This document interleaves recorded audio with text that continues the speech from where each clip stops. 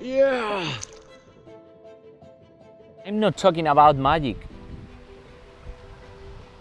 I'm talking about something real.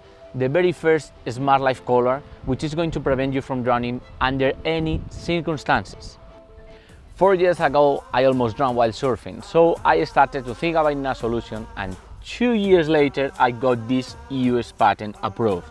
So from that moment, we started to think about how to prevent people from drowning under any circumstances. And I mean any circumstances. If you're unconscious, if you are immobile, if you surpass your breath holding test, whatever. We have invested thousands of hours on this Smart Life collar.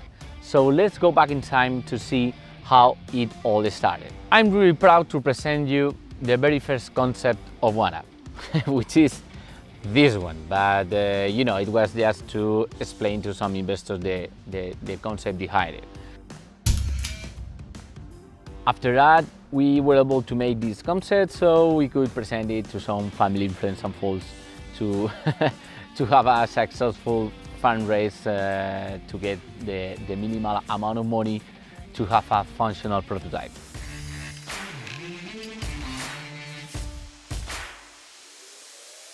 The most important thing about OneUp is his brain, which is this motherboard, and the first thing we had to do is to collect a lot of data in the sea, in the pool, doing many different things, like getting unconscious, like not getting unconscious, like getting mobile, like everything.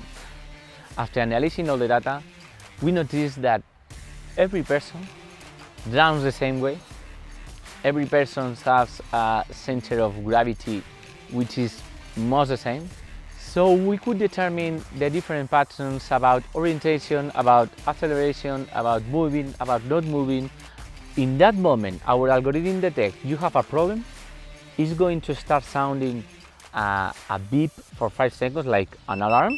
And if you don't cancel it in that 5 seconds, it's going to inflate. It's going to get your head over the water no matter what, so you will start breathing by your own. After that concept, we were able to think about in this form, where you have the electronics and the inflation system right here on the back, and in the front you will find inflatable. But it was great, but not 100% comfortable. I mean, our goal is that you are not going to notice that you are wearing OneUp. We thought about the neck part of a wetsuit. This concept is really comfortable. Here we have the electronics and the inflatable.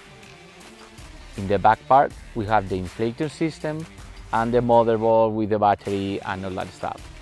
A lot of people ask me about how big is the inflatable inside here. When I tell them that the inflatable inside it is this one, is this big, they don't really believe me. I can tell you that this phone is really safe for your neck, more volume in the front and less volume in the back. It's going to maintain all the time your nose and your mouth over the water. I told you this is real, so let's prove it right now and let's go into the water.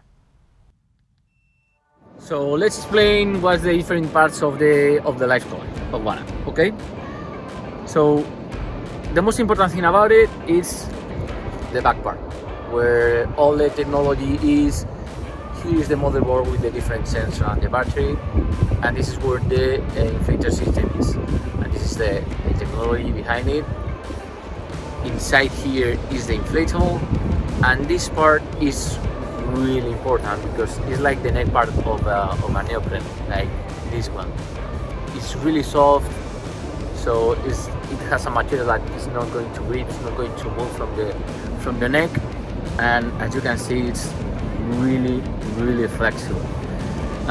This is where the barometer is, which is very important. It's connected with a cable to the electronics, And this is the display where you can turn on off one up, and you can inflate manually if you guess wrong. This is the LED with a green light when it's activated, and this is how you put it in the net.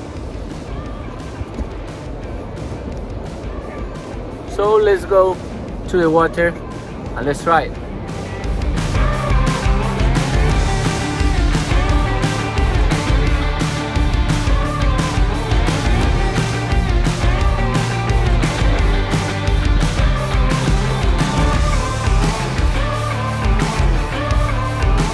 The moment we go underwater, our brain blocks our glottis, so it's impossible for us to breathe water. If you black out, your brain is going to still block your glottis for about 20 to 40 seconds, until there is no oxygen in your blood. If water brings you to the surface, your brain will detect it and will unlock your glottis, so you will start breathing again automatically. If you surpass that time underwater, a lifeguard must revive you in less than 5 minutes to have some chances of survival.